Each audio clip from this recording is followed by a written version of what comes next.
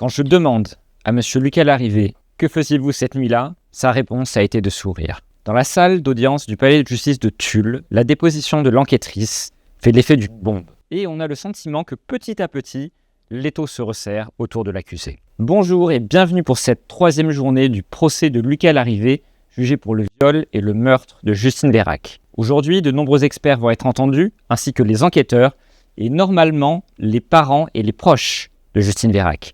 Mais ce n'est pas certain car la présidente a pris beaucoup de retard dans son planning et nous en sommes à environ une demi-journée de retard. Mais avant, petit retour sur la journée d'hier. Vous vous en souvenez, Lucas Larrivé avait livré sa version des faits dans laquelle il avait évoqué un rapport sexuel consenti avec Justine Vérac au cours duquel il aurait étranglé sa partenaire, à main nue, presque par accident. La déposition du médecin légiste était donc très attendue. Ce déroulé des faits est-il compatible avec les constatations de l'expert ? C'est ce que nous allons voir tout de suite. Le docteur Cario a procédé à la levée du corps, le 27 octobre 2022, enterrée à 60 cm de profondeur. Il s'agit d'une femme de 166 cm environ. Les cheveux sont mi-longs, châtains. Les parties nues du corps sont recouvertes d'une bande de terre. À ces mots, le père de Justine Vérac quitte précipitamment la salle. Il sera rejoint quelques minutes plus tard par la mère de la victime qui n'a pas pu, elle non plus, s'empêcher d'éclater en sanglots en tremblant. À l'intérieur même de la salle d'audience, on a pu entendre ces cris de douleur. Le public est particulièrement ému et touché, tandis que Lucas, lui, dans le box des accusés, ne lève même pas la tête. Il faut dire que la déposition du médecin légiste est toujours un moment très difficile à vivre pour les familles de victimes. Mais le légiste doit poursuivre son rapport. Il évoque des lésions avec, à hauteur du visage, une première plaie de 2 cm sur 2 cm avec une fracture des os propres du nez. Il y a 3 autres lésions, dont une béante. Élément important, autour du cou, il est constaté la présence d'un lien de type ficelle de couleur bleue avec un nœud situé à la face antérieure du cou. La présence d'un lien type ficelle autour du cou est donc compatible avec une strangulation. La présence de ce lien nous permet d'évoquer l'hypothèse d'un décès dû à une asphyxie mécanique par strangulation au lien à la suite de l'intervention d'un tiers. Il donne ensuite des précisions sur le lien retrouvé autour du cou de Justine Vérac. Le sillon est de 0,3 cm. C'est un sillon complet, c'est-à-dire une empreinte qui fait tout le tour du cou. On n'a pas pu retirer le lien sans le couper. Donc on a coupé à l'opposé du nœud. Mais le lien n'était pas mobile, il serrait les tissus du cou de Justine Vérac. Il évoque ensuite les réflexes d'une personne étranglée. La personne est agitée, dit-il. Son visage devient rouge, puis bleu. Le processus est douloureux. Donc la personne est agitée et perd connaissance, affirme celle qui a réalisé l'autopsie. Là encore, la thèse du jeu sexuel présentée par la défense semble donc être peu compatible avec la description de l'expert. Puis c'est au tour de Jean-Michel Larrivé, le père de l'accusé, de se présenter à nouveau à la barre de la cour d'assises de Tulle. Déjà interrogé le premier jour pour éclairer la cour sur la personnalité de son fils, les questions qui lui seront posées aujourd'hui concerneront surtout l'activité professionnelle de son fils et la sienne, bien entendu. Mon domicile se situe à 250 mètres de celui où vivait Lucas, dit le père de l'accusé. 3 chemins permettent d'y accéder. Mon activité est la production de viande bovin. Il y a 2 saisons, celle où les vaches sont à l'extérieur et celle où elles sont à l'intérieur. Au moment des faits, la majorité du troupeau est dehors. Comment traitez-vous les déchets produits par vos activités agricoles et à la menuiserie, demande la présidente. La majeure partie des emballages part à la déchetterie, mais parfois on brûle aussi. On a un endroit un peu plus loin des habitations où on brûle. On a aussi des ficelles qu'on stocke dans des bidons. Et quand ils sont pleins, on les brûle aussi. Vous avez un endroit ? Où se situe cet endroit spécifiquement ? Il s'agit de l'endroit où le corps de Justine a été enterré, dit le père de l'accusé. La présidente s'étonne ensuite que l'engin n'ait pas réveillé les parents de l'accusé. J'ai un sommeil assez profond.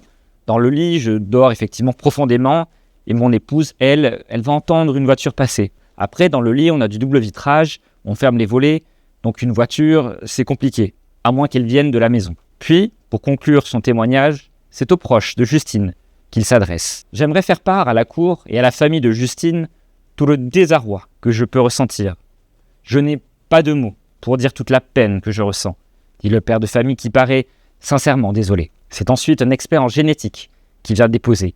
Il a examiné différents scellés. Or, sur la ficelle retrouvée autour du cou de Justine, on ne retrouve que l'ADN de la jeune femme et pas celui de l'accusé. Sur la corde, on ne retrouve donc pas l'ADN de Lucas Larrivé, reprend l'avocat général. Est-ce qu'on peut donc exclure le fait que Lucas ait touché la corde ? Non, répond l'expert. On ne peut pas l'exclure. La cordelette est sale sur toute la surface.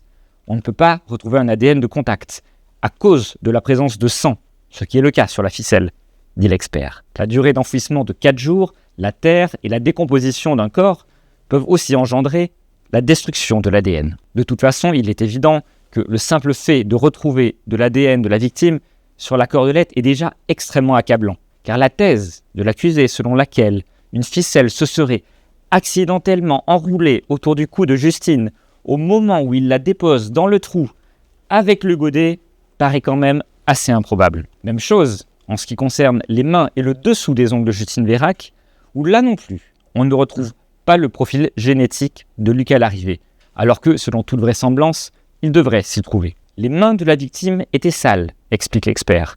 Elles étaient tachées de sang, et il y a eu une dégradation de l'ADN du fait de la putréfaction du corps de Justine. Autre bizarrerie de l'enquête, l'ADN de Lucas Larrivé n'est pas retrouvé non plus dans sa propre voiture. Je ne peux pas me prononcer, explique l'expert, navré.